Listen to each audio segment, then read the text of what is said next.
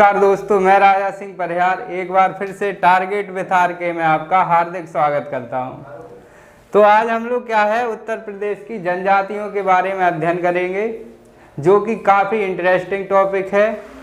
तो आपका कीमती समय बर्बाद ना करते हुए डायरेक्ट चलते हम लोग टॉपिक पर। जनजाति एक ऐसा वर्ग होता है, समाज का एक ऐसा वर्ग होता है जो समाज से विभिन्न रहता है, यानी जो नॉर्मल समाज होता है उससे हटके रहते हैं। जैसे उनका पहनावा अलग होता है, उनकी बोलचाल अलग होती है, रहन सहन अलग होता है, जिससे हम लोग पहचान सकते हैं कि ये लोग जनजाति वर्ग के लोग हैं। और इनके कुछ अलग ही नियम कानून चलते हैं। और ये लोग क्या है बस्तियों में नहीं रहते हैं, जंगलों में निवास करते हैं। अब हम लोग देखेंगे कि उत्तर प्रदेश में जो जनजाति हैं कहाँ कहाँ पर पाई जाती हैं, कहाँ कहाँ इनका निवास क्षेत्र है। तो सबसे पहले हम लोग देखेंगे कि 2011 की जनगणना के अकॉर्डिंग जनजातियों का अपने उत्तर प्रदेश में क्या स्थान रहा है। अब देखेंगे हम लोग, क्योंकि अभी 2021 की जनगणना आई नहीं है, वो कोरोना के टाइम पर, इसलिए 2022 में अब जनगणना होनी है। इसलिए जो हमें आंकड़े ज्ञात हैं वो 2011 के हैं। इन्हीं से आपके क्वेश्चन पूछे जाएंगे। तो देखते हैं भारत में कुल जनजातियों का, भारत में कुल जनजातियों का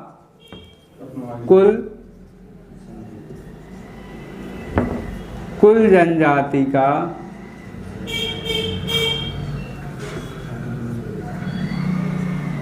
1.09% जनजाति उत्तर प्रदेश में निवास करती है। अगर हम लोग देखें कि उत्तर प्रदेश में कुल जनसंख्या का कितने परसेंट जनजाति निवास करती है, तो उत्तर प्रदेश की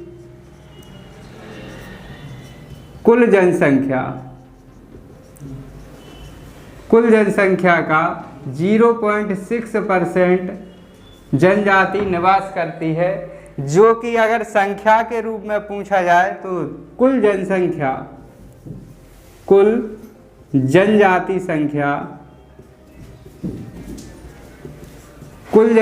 संख्या उत्तर प्रदेश में अपनी 11,34,273 है।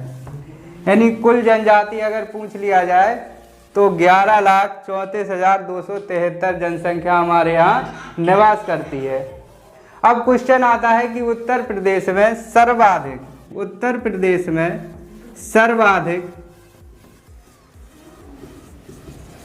जनजाति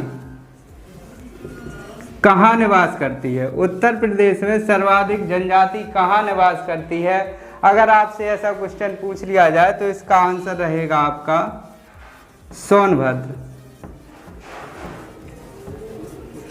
जो कि उत्तर प्रदेश का सबसे दक्षिणी जिला है। सोनभद्र, इसमें जनजाति सर्वाधिक निवास करती है।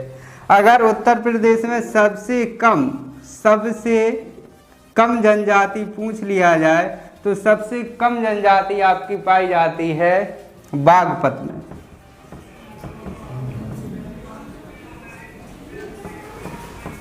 सबसे ज़्यादा सबसे कम, ये दो क्वेश्चन आपके कंप्लीट हुए। इसके बाद अगर पूछ लिया जाए आपसे कि उत्तर प्रदेश में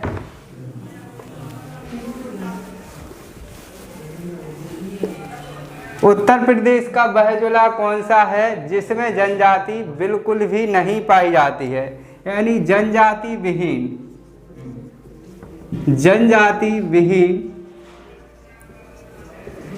जिला कौन से हैं। तो जिनमें जनजाति नहीं पाई जाती है वो उत्तर प्रदेश में दो जिले हैं। उनके नाम हैं, पहला है अयोध्या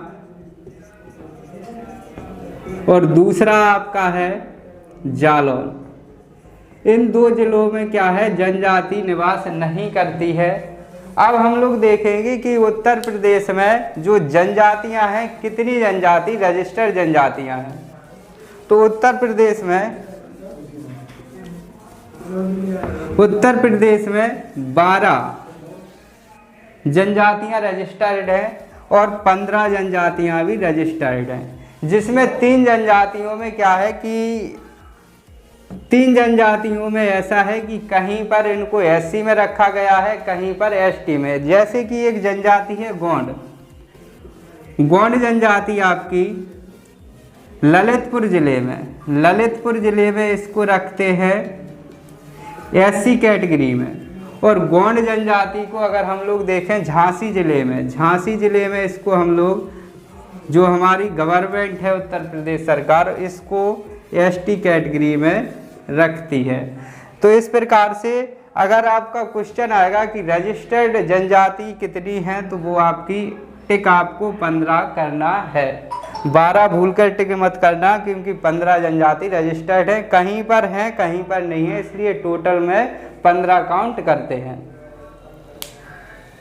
अब हम लोग देखेंगे कि उत्तर प्रदेश में जो प्रमुख जनजातियां हैं वो कौन कौन सी हैं। जैसे कि थारू है, बुक्सा है, गोंड है, खरवार है, माहीगीर है, ये सारी जनजातियां आपकी उत्तर प्रदेश में निवास करती हैं, जो कि ज़्यादा जनसंख्या में निवास करती हैं।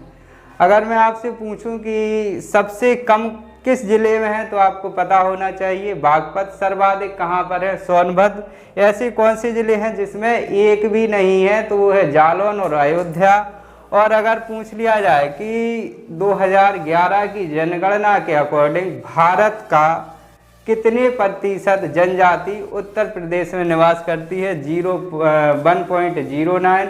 उत्तर प्रदेश की जनसंख्या का कितने प्रतिशत जनजाति भारत में है, तो 0.6%। और अगर पूछ लिया जाए कि उत्तर प्रदेश में जनजातियों की कुल संख्या कितनी है, तो 11,34,273, जो कि 2011 की जनगणना के अकॉर्डिंग है। अब हम लोग पढ़ेंगे एक एक से कुछ जनजातियां हैं उनके बारे में, जो उत्तर प्रदेश में मुख्य जनजातियां हैं। सबसे पहली है थारू जनजाति। थारू जनजाति के बारे में अध्ययन करेंगे। अब जो थारू जनजाति है, उत्तर प्रदेश में इनका निवास स्थान कहाँ पर है? उत्तर प्रदेश में अगर इनका निवास स्थान देखा जाए तो तराई वाला क्षेत्र है। निवास स्थान है इनका तराई क्षेत्र। तराई क्षेत्र का इनका निवास स्थान है। तराई क्षेत्र में जैसे कि आ जाते हैं गोरखपुर, महाराजगंज, सिद्धार्थनगर,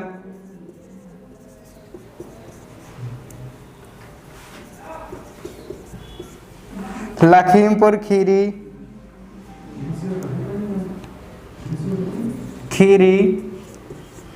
बहराइच, श्रावस्ती। इतने जिलों में क्या है, अपनी जो थारू जनजाति है तराई वाले क्षेत्र में निवास करती है। एक बार हम लोग इनको फिर से याद करेंगे। गोरखपुर, पीछे से चलते आएंगे, गोरखपुर, महाराजगंज, सिद्धार्थनगर, लखीमपुर खीरी, बहराइच, श्रावस्ती, इन क्षेत्रों में आपकी जो है थारू जनजाति निवास करती है। अब आगे चलेंगे कि थारू जनजाति वाले लोग अपने आप को किस वंश का मानते हैं। तो प्राचीन काल में राजा किरात थे, राजा किरात, तो ये लोग अपने आप को राजा किरात का वंशज मानते हैं। इसके बाद हम लोग देखेंगे कि विद्वानों के अनुसार जो थारू लोग थे, अब जैसे कि आप लोग जानते हैं कि राजस्थान के क्षेत्र में है थार मरुस्थल। अब ये लोग जो थारू लोग हैं इनका ओरिजिन था थार का मरुस्थल। थार मरुस्थल से आए थे थारू जनजाति के लोग, जो कि उत्तर प्रदेश के इतने तराई वाले क्षेत्र में आके बस गए थे। अब इनके अगर बनावट देख लें हम लोग, इनके रंग रूप को देख लें, रंग रूप, तो इनका जो रंग रूप होता है, इनका जो रंग होता है, रंग इनका पीला होता है, रंग इनका पीला होता है। अब इनका कद होता है वो छोटा सा होता है। कद कैसा होता है? बूटानी सा इनका कद होता है, छोटा छोटा सा कद होता है, छोटे छोटे बच्चों की तरह होते हैं। इसके बाद हम लोग अगर देखें इनका जो मुख होता है, मुख, तो इनका मुख जो होता है चौड़ा सा होता है, चौड़ा चौकोर टाइप का। इसके बाद हम लोग देखते हैं कि इनका जो पहनावा है, पारंपरिक पहनावा है, तो वो क्या है। जैसे कि जो लेडीज होती हैं वो क्या पहनती हैं, और जो लोग होते हैं यानी आदमी होते हैं वो क्या पहनते हैं, पुरुष क्या पहनते हैं, महिलाएं क्या पहनती हैं। तो पुरुष यहाँ के धोती और कुर्ता पहनते हैं,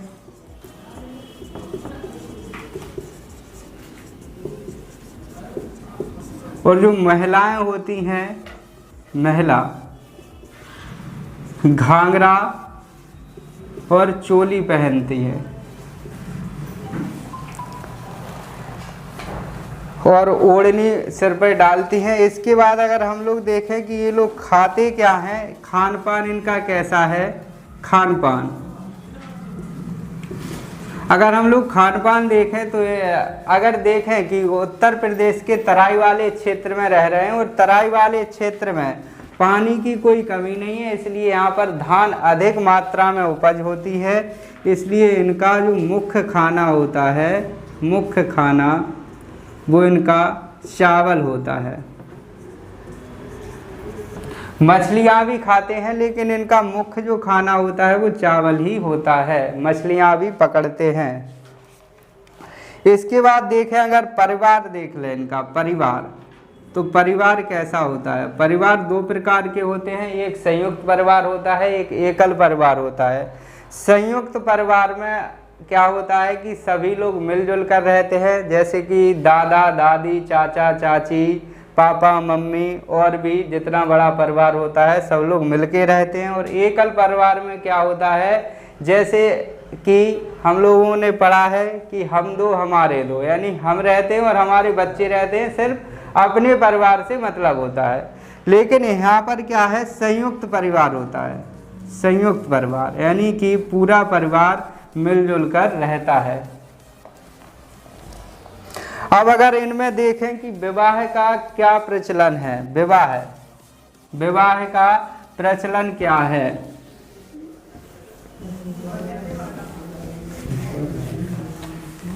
तो यहाँ पर जो विवाह होता है, विवाह वो बदला विवाह होता है। और बदला विवाह का मतलब होता है जैसे कि आपने किसी परिवार में विवाह किया, अगर आप लड़के हैं और किसी परिवार की लड़की के साथ आपने विवाह किया, तो उस परिवार का लड़का आपके परिवार की लड़की के साथ विवाह करेगा, यानी कि बदला करेगा। तो इसको हम लोग कहते हैं बदला विवाह। बदला विवाह किस जनजाति में फेमस है, तो थारू जनजाति की विशेषता है। अब ये लोग अगर पूछ लें कि किस धर्म को मानते हैं, तो ये लोग हैं हिंदू धर्म को मानते हैं। हिंदू धर्म को मानते हैं तो सभी हिंदू देवी देवताओं की पूजा करते हैं। फिर भी इनकी एक कुल देवी हैं, कुल देवी, और जो थारू जनजाति की कुल देवी हैं उनका नाम है काली देवी। काली जी को ये लोग कुल देवी के रूप में पूजते हैं। इसके बाद हम लोग देखेंगे कि ये लोग सभी त्यौहार मनाते हैं, जैसे दिवाली हो गया, दशहरा हो गया, जन्माष्टमी हो गया, मकर संक्रांति हो गया। अब इनका जो एक फेमस त्यौहार है वो है बजहर नामक पर्व। बजहर इनका फेमस त्यौहार है, बजहर पर्व। हिंदुओं के सारे त्यौहार मनाते हैं, हिंदू देवी देवताओं की भी पूजा करते हैं, फिर भी इनकी एक अलग से कुल देवी है, अलग से इनका एक त्यौहार है, और सभी हिंदुओं के त्यौहार भी ये लोग मनाते हैं। अगर हम लोग इनकी अर्थव्यवस्था के बारे में देखें, अर्थव्यवस्था यानी रुपए पैसे के मामले में ये लोग कैसे हैं, कहाँ से अपना रोजगार चलाते हैं। अगर अर्थव्यवस्था देखें तो कृषि प्रधान है इनकी अर्थव्यवस्था, यानी ये लोग कृषि करते हैं। कृषि के साथ साथ ये लोग क्या हैं, जंगली उत्पाद, जैसे जंगल से फल लाते हैं, जड़ी बूटी लाते हैं, उन्हें बेचकर कुछ पैसा कमाते हैं और उसी से अपने परिवार का भरण पोषण करते हैं, यानी जंगली उत्पाद।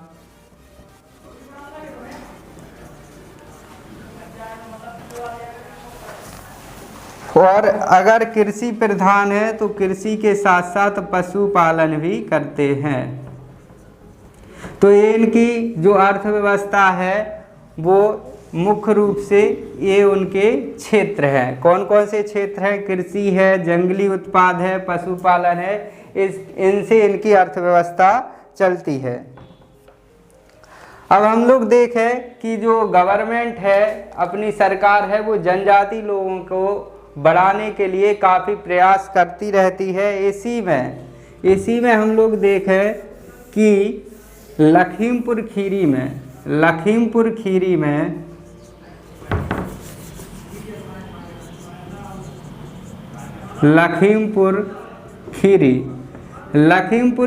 में थारू जनजाति के लोगों के लिए एक यूनिवर्सिटी बनाई गई है।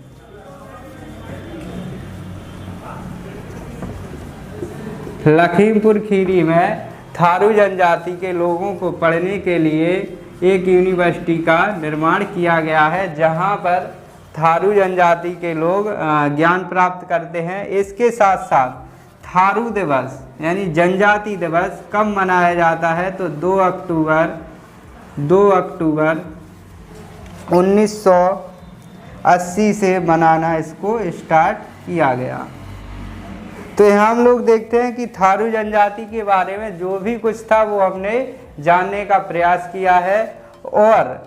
और अब हम लोग आगे बढ़ेंगे और एक नई जनजाति के बारे में जानेंगे जिसका नाम है बुक्सा।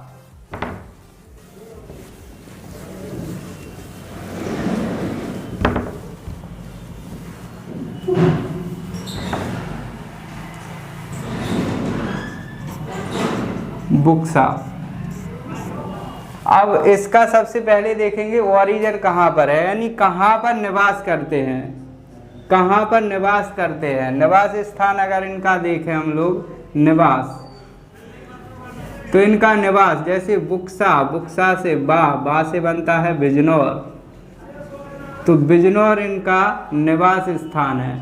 अब बिजनौर भी हम लोग देखेंगे तो ये भी अपना तराई वाले क्षेत्र में ही पड़ता है। तो यहाँ का इनका अगर हम लोग खान पान देख लें, तो खान पान में इनका भी मुख्य खान पान रहेगा वो चावल रहेगा, और चावल के साथ साथ मछली भी इनका मुख्य भोजन है। तो चावल और मछली इनका मुख्य भोजन है। अब अगर हम लोग देखें किस वंश का ये लोग मानते हैं, तो ये खुद को पतवार वंश का मानते हैं। पतवार वंश का वंशज स्वयं को मानते हैं। और जो थारू किरात वंश का मानते हैं, ये लोग पतवार वंश का स्वयं को मानते हैं। इसके साथ साथ देखेंगे अब ये लोग किस किस का मांस नहीं खाते हैं। वैसे जनजाति लोग देखते हैं तो किसी का भी मांस नहीं छोड़ते हैं, लेकिन जो बुक्सा जनजाति होती है ये 3 जानवरों का मांस नहीं खाते हैं, जिसमें से मोर एक पक्षी है जो कि मोर है, मोर का मांस नहीं खाते हैं, गाय का मांस नहीं खाते हैं और बंदर का भी मांस नहीं खाते हैं।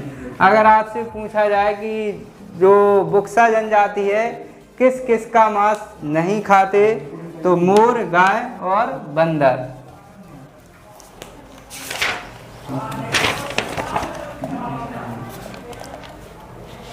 अब हम लोग देखेंगे कि इन लोगों में एक गंदी हरकत भी है, और उस गंदी हरकत का नाम है कि ये लोग मदिरा का सेवन करते हैं, यानी कि शराब का सेवन अधिक मात्रा में करते हैं। शराब का सेवन।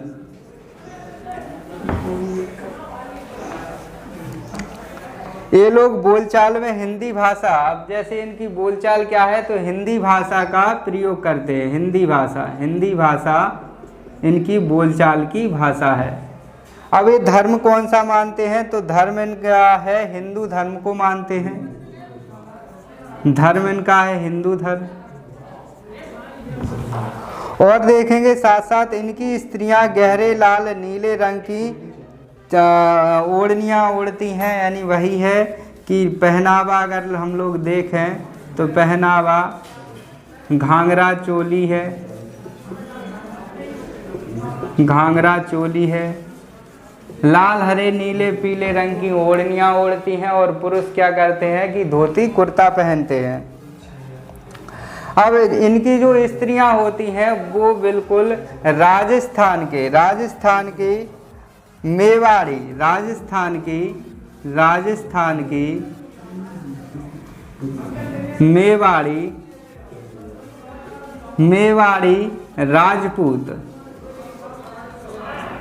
मेवाड़ी राजपूत की जो राजपूतानियाँ होती हैं, मेवाड़ी राजपूतानियों की तरह वेशभूषा बनाती हैं। अब आगे देखें कि यह जो बुक्सा समाज है यह कई वर्गों में बटा हुआ है। जैसे कि इन लोगों में ब्राह्मण होता है, ब्राह्मण होते हैं, क्षत्रिय होते हैं, ब्राह्मण होते हैं, क्षत्रिय होते हैं और अहीर होते हैं, जिसमें से सबसे बड़ा कुल सबसे बड़ी जाति ब्राह्मण की मानी जाती है, सबसे बड़ी। और अगर हम लोग भी देखें तो सबसे बड़ी जाति जो है वो ब्राह्मण की ही मानते हैं और ये लोग भी ब्राह्मण की जाति सबसे उच्च कुल की मानते हैं। अब इनमें क्या है गोत्र व्यवस्था भी चलती है, इनमें क्या है गोत्र व्यवस्था भी चलती है। अब गोत्र व्यवस्था का मतलब होता है कि एक गोत्र का इंसान उसी गोत्र में शादी नहीं कर सकता है, यानी कि रक्त विवाह चलता है इनमें, रक्त विवाह। अगर गोत्र एक जैसा होता है तब ये लोगों का विवाह नहीं होता है, किसी अलग गोत्र में ही शादी करते हैं। अगर हम लोग देखें कि इनका जो समाज होता है, समाज पितृसत्तात्मक होता है, पितृसत्तात्मक। और जो थारू का जो समाज होता है, थारुओं का जो समाज होता है वो मातृसत्तात्मक होता है, मातृसत्तात्मक।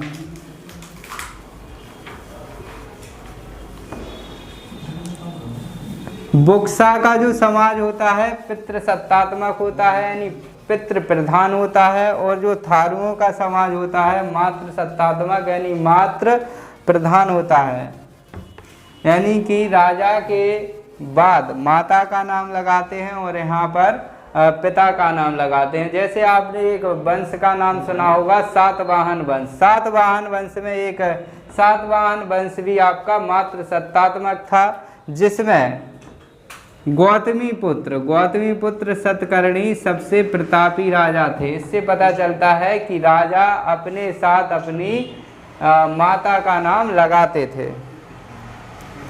और आगे देखें तो इन लोगों में क्या है, कुछ राजनीतिक संगठन होते हैं, राजनीतिक पदाधिकारी होते हैं। जैसे कि तखत, मुंशी, दरोगा, सिपाही। इनका जो राजनीतिक ढांचा होता है 4 भागों में बटा होता है, जिसमें सर्वोच्च पद तखत का होता है, सर्वोच्च पद तखत का होता है, फिर मुंशी का, फिर दरोगा का, फिर सिपाही का पद सर्वोच्च होता है। और अगर हम लोग देखें तो ये पद जो होते हैं वंशानुगत होते हैं, यानी तखत का पुत्र ही तखत बनेगा, मुंशी का पुत्र मुंशी, दरोगा का दरोगा, सिपाही का सिपाही। अब अगर देखें कि इनका जो अर्थव्यवस्था है, अर्थव्यवस्था कैसी है, तो अर्थव्यवस्था अगर हम लोग देखें तो कृषि प्रधान है अर्थव्यवस्था है कृषि प्रधान इनकी अर्थव्यवस्था है। अब आगे देखते हैं तो बुक्सा लोग नौकरी करना कम पसंद करते हैं। अगर हम लोग देखें कि एसटी जो लोग होते हैं, एसटी लोगों में बहुत जल्दी ही नौकरी लग जाती है, क्योंकि इनका आरक्षण बहुत ज़्यादा इन्हें दिया जाता है। लेकिन क्या है, बुक्सा जनजाति के लोग पढ़ना लिखना कम पसंद करते हैं। प्रदेश सरकार ने 1983-84 में बुक्सा जनजाति विकास परियोजना प्रारंभ की थी। बुक्सा जनजाति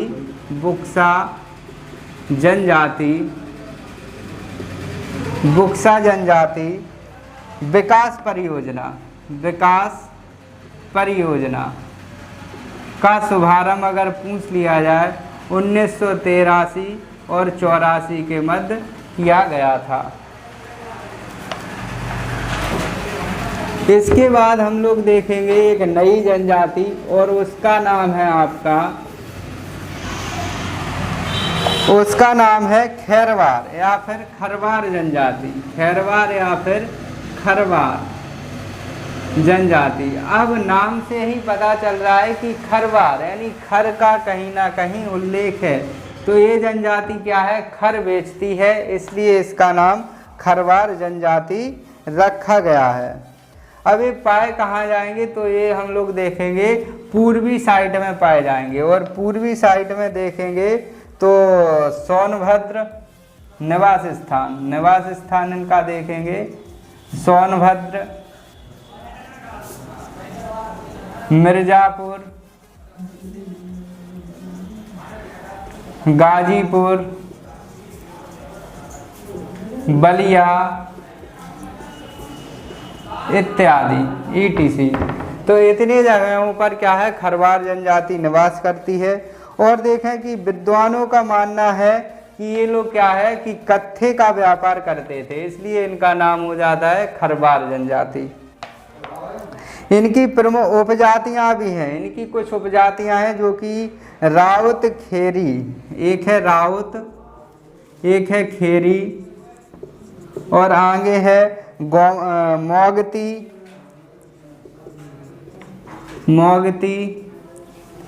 और है पटबंदी। और ये लोग क्या है, अपने आप को अगर वंश पूछ लिया जाए तो सूर्यवंशी मानते हैं, जो कि भगवान राम का वंश था। सूर्यवंशी वंश का अपने आप को बताते हैं।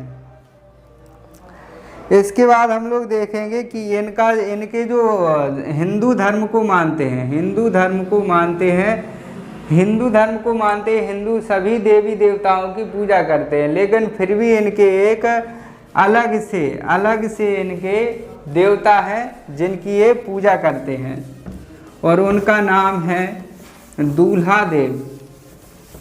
तो ये लोग क्या है, दूल्हा देव की पूजा करते हैं। खरवार प्रमुख देवता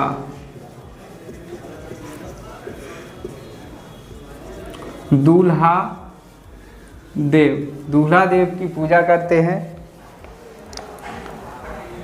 अब अगर आगे देखें तो ये लोग होली, नवरात्रि सभी त्योहार मनाते हैं, और एक कर्मा नृत्य करते हैं। इनका फेमस नृत्य है कर्मा नृत्य।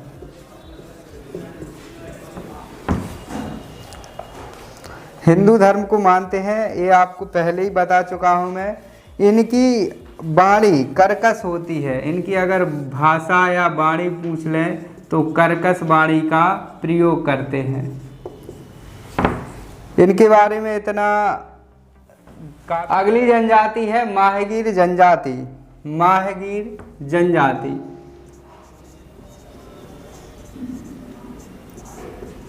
अब माहगीर जनजाति का अगर निवास स्थान देखें तो निवास स्थान इनका है बिजनौर, और हमने देखा था कि बुक्सा जनजाति का निवास स्थान भी बिजनौर था, इनका भी बिजनौर ही है। लेकिन अभी तक हम लोगों ने एक चीज़ देखी, जितनी भी जनजातियां पड़ी हैं वो हिंदू धर्म के अनुयायी थे, लेकिन जो माहगीर जनजाति है ये इस्लाम धर्म को मानती है। इस्लाम धर्म को मानने वाली जनजाति कौन सी है, माहगीर जनजाति। अब इनका जो पेशा है, पेशा यानी व्यवसाय क्या है, तो मछली पकड़ते हैं और मछली खाते हैं। तो मछली पकड़ना इनका मुख्य व्यापार है।